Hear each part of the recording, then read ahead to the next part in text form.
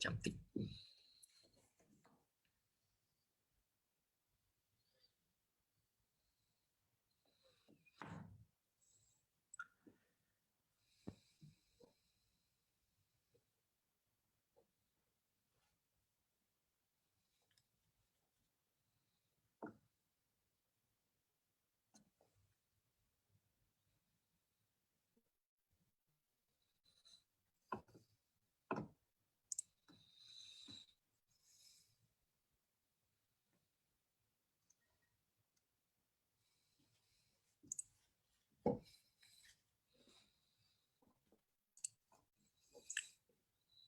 Okay.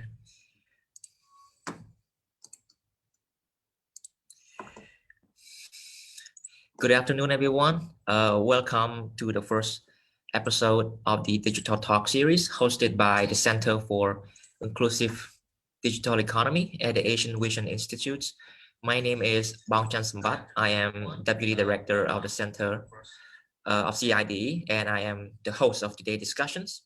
So the Digital Talk series is a series of virtual discussions created and hosted by CIDE, and it aims to disseminate expertise and experience on various topics related to the digital economy in Cambodia through online discussion.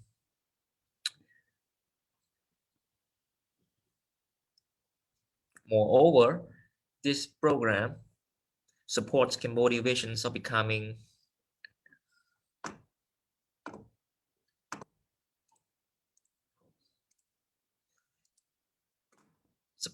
Cambodia visions of becoming a high-income country in 2050 by promoting the digital economy. So today we are going to talk about a very relevant and critical topic in Cambodia, and the title is Developing Cambodia Digital Economy Use Perspective. And I have with me two guest speakers today. Our first guest speaker is Ms. Nai Dalin, who is a lecturer of the Department of International Studies at the Royal University of Phnom Penh. And the second guest speaker is Mr. Chan Piron, who is a junior economist at the Cambodian Ministry of Economy and Finance.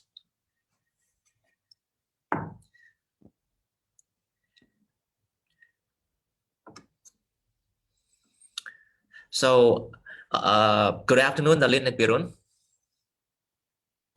Afternoon. Good afternoon, Sambat. How you guys doing today? Yeah, great. A bit skeptical on my internet connection today, but I think I hope the digital talk goes smoothly without internet disruption. Yeah, I'm quite concerned as well, but hope for the best. Okay, so a little housekeeping before we really get started. Since each sessions of the digital talk series is only between 30 and 40 minutes, we will not accept any questions submitted by our online viewers. And also all views expressed during these sessions are those of the individual guest speakers and do not necessarily represent their respective institutions or ABI. Okay, without further ado, I would like to begin our discussions by asking both of you the first questions. My question is, can you talk to us about the current state, what the current state of Cambodia digital economy looks like?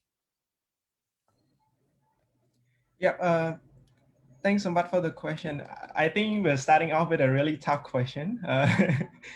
Well, why is this a tough question is because let's see, the definition of digital economy itself is still in its evolving stage, right? There's not the one institution that there's not one fixed definition of digital economy itself. And when talking about the current state, we usually look at the definition and the indicators and so on. Well, we did try to look at it.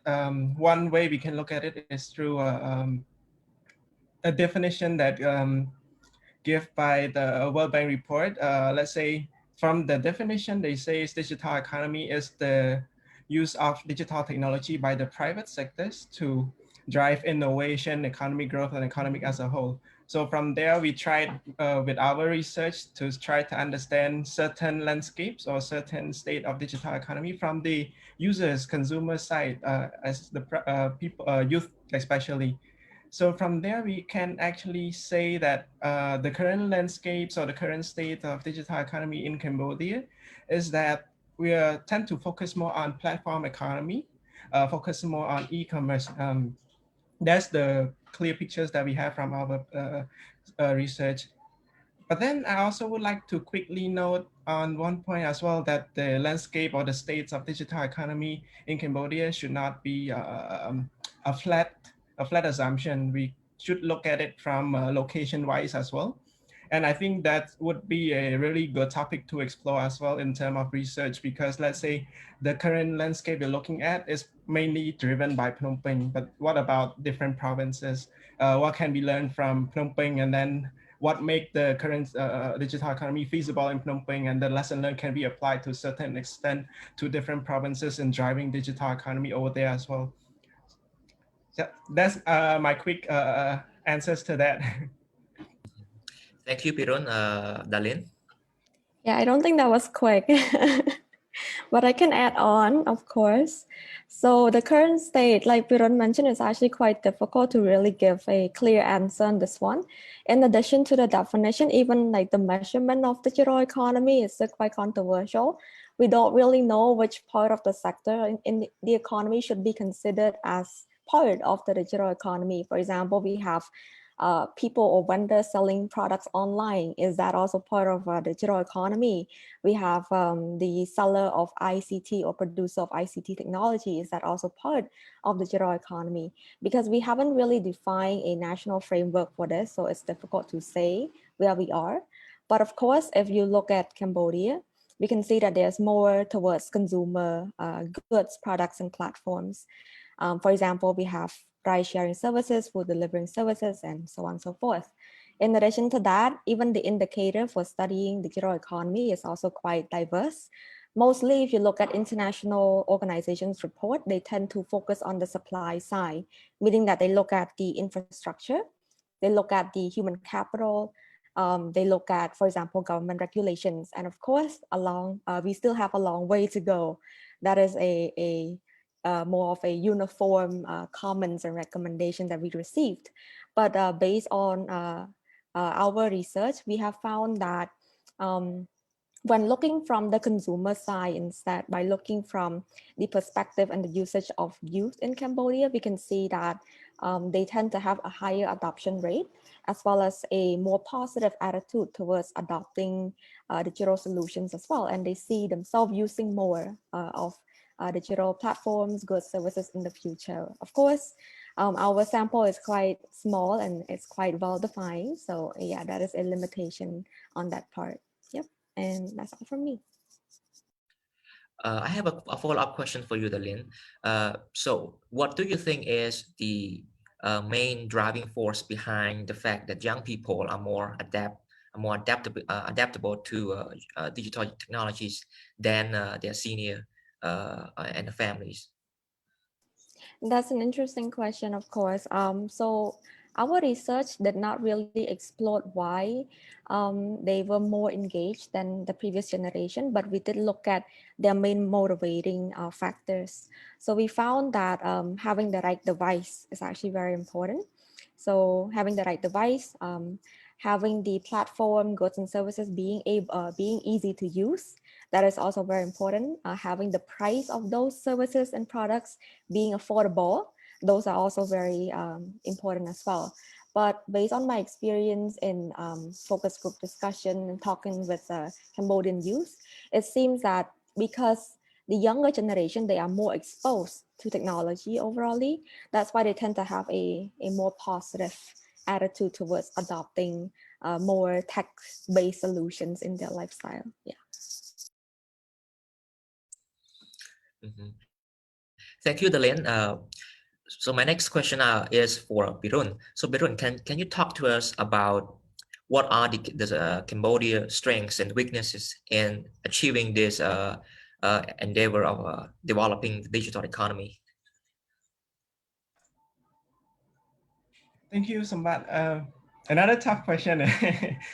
Well, for strength itself, I think let's take this 2020 as a recall for a moment first. Like I think it's important to appreciate the facts that Cambodia have a lower case of COVID-19, so that business were able to get back to operation and also to recover from the shutdown really quickly. And they also been able to adjust, adapt themselves with digital technology quickly as well. So that's probably one of the strengths that underlying many things. I think Cambodia, after this period of COVID-19, one of the important strengths that I would like to highlight is that youth consumers, not just youth, but also older generation, become more aware of the fact that digital technology has become an important part of their daily life. Clear case in point for this is our youth, either in private sector, private school or public school, they are being forced to move to online. This is a clear exposures immediately. Some may already have been adopting to this, but there's many that are early just for the first time being moved to.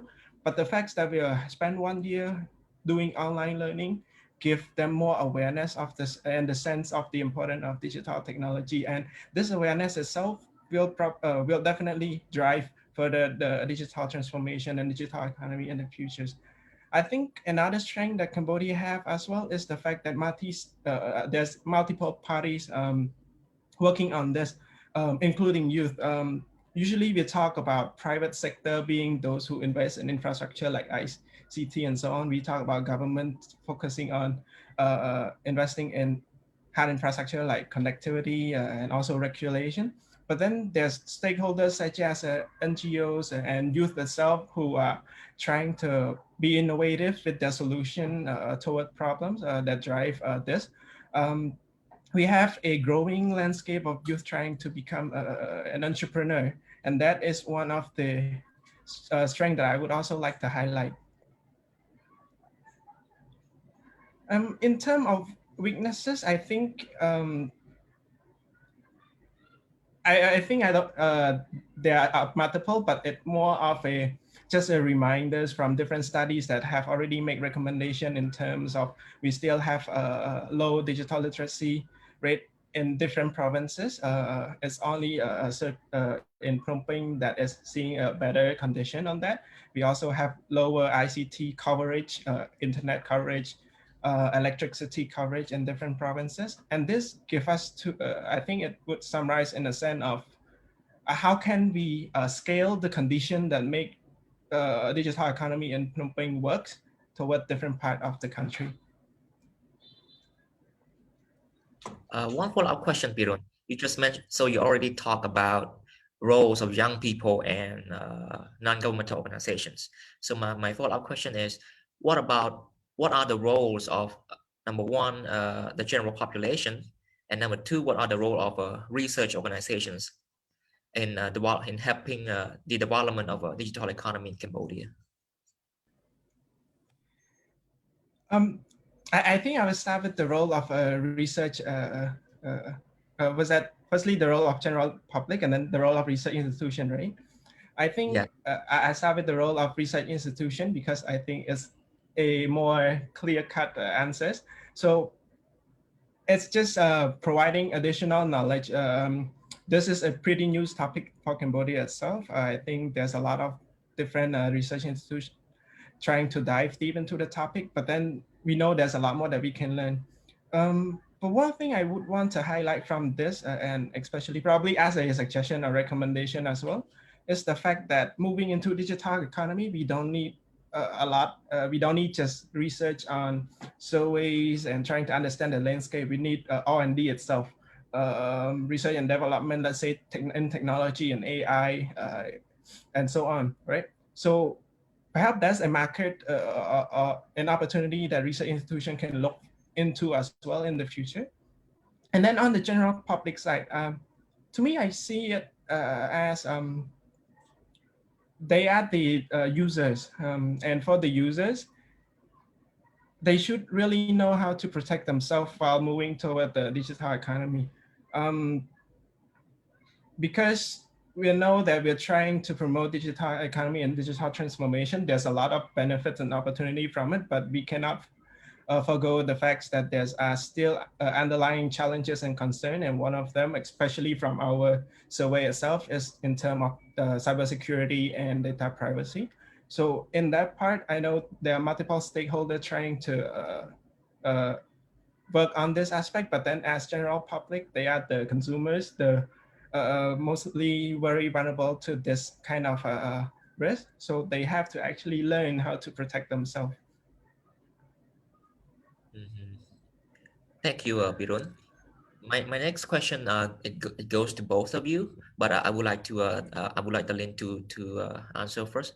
And so the question is, why is the development of digital economy significant for Cambodia goals of becoming a high income country in 2050? Yeah, thank you for the question, Sambat. I think Piron also have a lot to say here, but I will just talk about 2 points. Number one is because of COVID-19, and number two is because of the need for diversification. So the first one is that I think everyone is aware of this already, but COVID-19 has definitely demonstrated the importance of technology overall, right?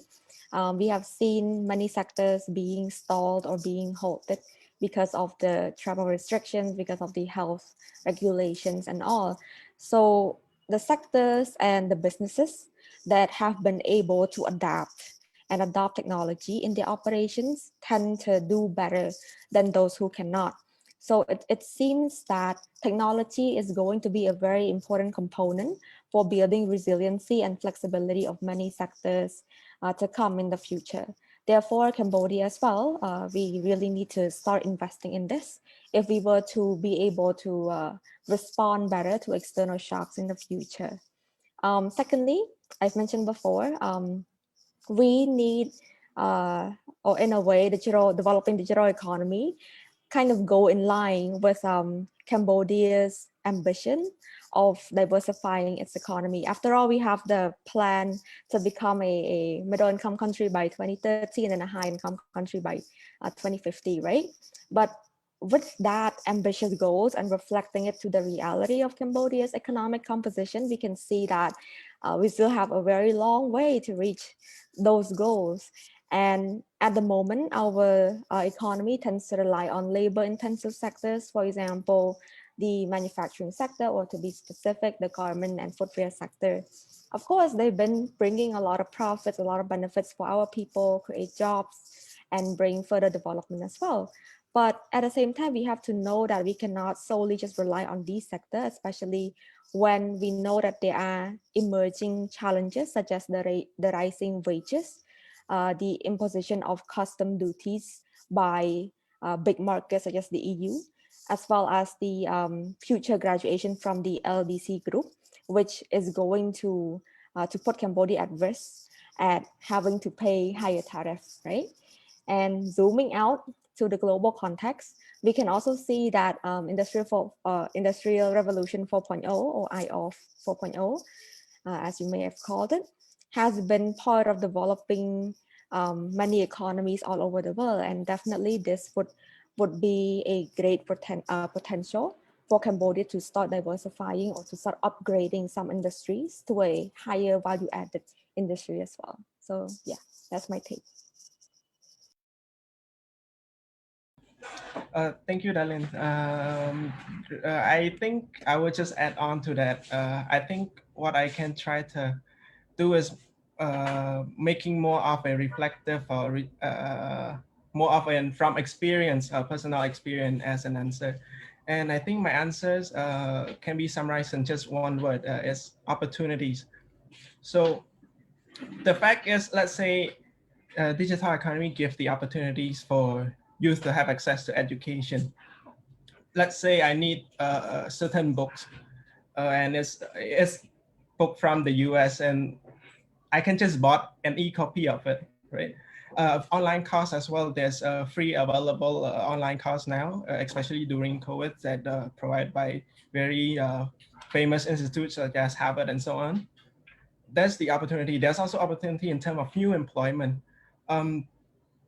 gig job especially. Consider tourist guide, or let's say in Cambodia and Siem Reap.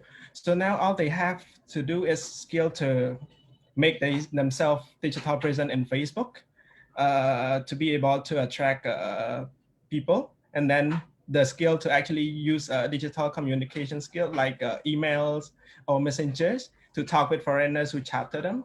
Like just with that, with so low cost, they are able to find job opportunities.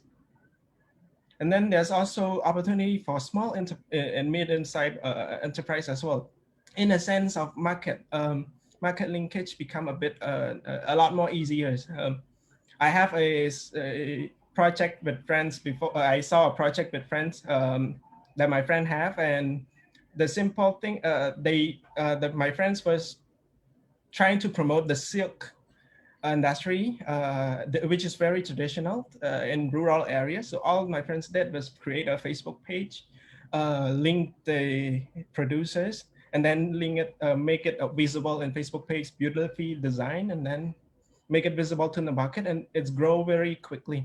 So all the small opportunities are translated to the human capitals and also the additional incomes that would help Cambodia achieve a higher income. Thank you, Dalin and Pirun, for your insightful answers. So Dalin mentioned briefly about COVID-19 pandemic, right? So my next question has to do with COVID-19, and it goes to Pirun and Dalin. If you want to chime in, you please do. So my question is, has the COVID-19 pandemic help or stall Cambodia progress in developing its digital economy?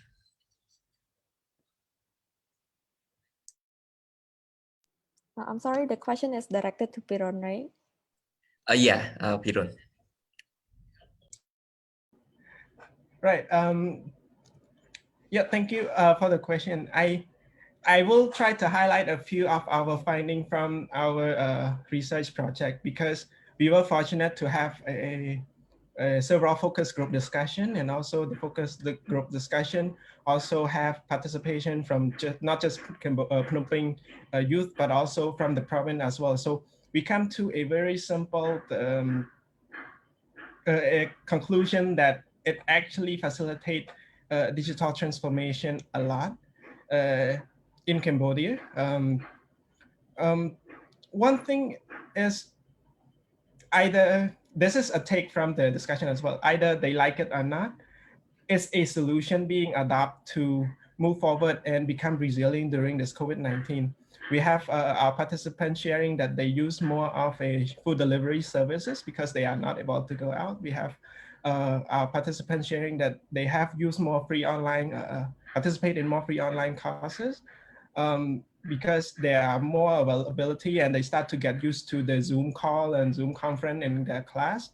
So it's actually put them in a situation where they are willing to try. And this awareness and willing to try actually would drive this development further. This comes to a point of, I read an article somewhere back then, and I think it was from McKinsey, and they say just during the period of COVID-19 itself in Asia Pacific, the digital adoption or interaction rate of users facilitate or accelerate by 4 years faster. So that's a pretty tremendous increase. And that's one of probably the benefits or the opportunity we get from COVID-19 situation itself. Dalin, would you also like to answer the question? Sure thing. Well, I can give an answer based on my experience as a teacher. So it's interesting because we have to acknowledge that COVID-19 pandemic affects people differently based on where you are and who you are and how much income you have, right? So the effects that I'm experiencing is definitely not the same effects as other people who live in the provinces. In education, it's very similar to this. So I have students who are able to have access to education because they have access to electricity, internet, and also devices. But there's also some students who were not able to attend class because of the lack of internet, or at least high quality internet. Even though most of my students have access to the devices, but internet is definitely a big issue. And this highlights another dimension of the digital economy topic. Of course, it's been gaining a lot of height, right? And we can all agree that there's huge potential for Cambodia if we continue along this path. But there's one major challenge that we have yet to address, and that is the digital divide. There's many more, but I think to me, this is definitely the biggest one. Divide in terms of access and divide in terms of the literacy as well. And this needs to really gain more attention, not just amongst researchers, but also amongst the general public as well. Because if we push forward with developing digital economy without addressing the digital divide issue, I think that a lot of people will be left out from the economy, especially disadvantaged group, for example, the disabled, the elderly, and especially people who are living in the rural area who do not have the access to those basic infrastructure. So yeah, that's my take on it. Thank you. Thank you. So let me ask my final question for today's sessions, and it goes to both of you. Where do you see Cambodia? Where do you see the development of Cambodia digital economy in 5 years from now?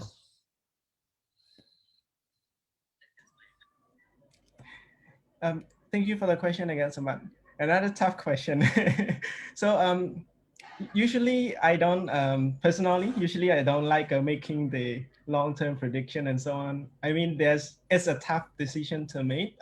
You have to involve a lot of evidence to support or defend your ideas. But on this digital economy specifically and personally, based on the survey we have, the different studies we have, and so far anecdotal evidence, observation, and more, it comes to a simple answers of that it will definitely grow further. Back to my previous answer as well, it will definitely grow a lot more.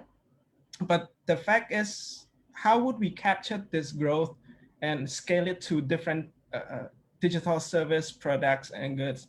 It's not just about e-learnings. It's not just about e-commerce or Facebook. How do we actually make it growth in a more secure and also privacy protected, safe and inclusive for all? And that is actually the part where I think have not been discussed a lot. So the idea is trying to understand what makes this visible to this current stage that we discussed, what condition make it possible to the current stage that we have of digital economy now, and then how do we scale it to different part, and that's reflect to the Darlene answer earlier that there's digital divides existing, and how do we address that? That's probably a very key aspect that we should dive deeper to actually help the transformation in the next 5 years to achieve greater success. Okay, thank you, Piron, for that. I agree. I think that it's very difficult to answer this question, and I believe almost everyone would try to avoid answering this question just to avoid being embarrassed in the next 5 years when the time has come. Because it's very unpredictable. The changes that Cambodia has experiencing so far has been so rapid to a point where it's difficult to know for sure where we're heading. Although we have plans, of course, I can definitely say that perhaps the direction is there, but the rate of getting to the goal that we have set might be a bit faster or maybe a bit slower. We're not sure. But I think everyone can agree that the digital adoption is going to increase in the future. That's what our findings have shown as well. As a teacher, I definitely want to see that, and of course want to see more digital transformation or adoption in education. But of course, it has some downfall as well. I'm not saying this because I don't want to be unemployed or anything, but when there comes technology, there's also comes distraction, right? So yeah, there's still some issues that we have yet to discuss, And hopefully there's more research or more discussion on the topic in the future.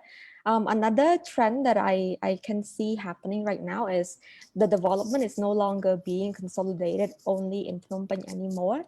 We can see some attempts to try and promote other provinces, for example, Siem Reap and Sihanouk Villa, and even plans to develop those provinces to become what we call smart cities as well.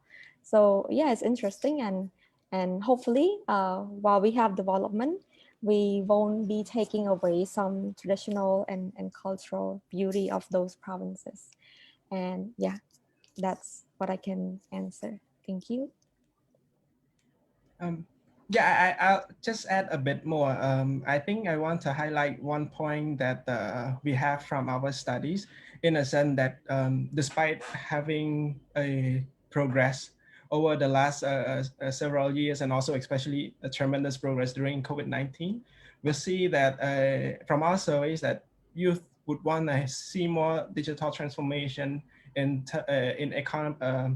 in education sectors, and that probably one of the thing that we can also take into consideration moving forward, because COVID-19 has given us a clear pictures of how our education is still having this different loopholes that need to be addressed, and how digital solution can actually help. That would be one important key that we need to take into consideration. And one last thing is, from our survey itself, from what we find is that our youth probably consume more of digital goods and services through platforms. But then there's also one more thing in terms of entertainment as well.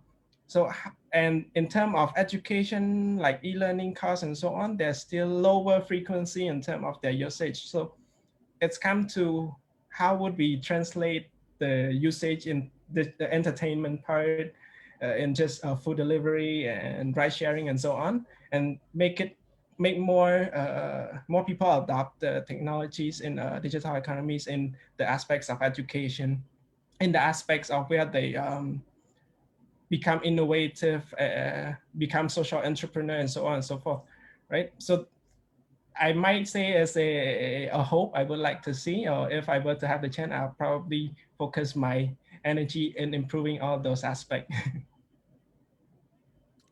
Thank you both so much for sharing your perspective with our viewers and with the centers.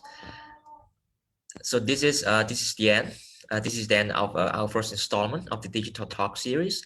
Thank you everyone for tuning in this afternoon, and I also want to thank our guest speakers, Dalin and Pirun, for being with us. For your information, the next episode of the Digital Talk will be taking place next month, and the time and topic will be announced later. Again, thank you for joining us, and we will see you again really soon. Thank you. Happy to be here. Thank you for having us. Thank you for having us. Yep, thank you.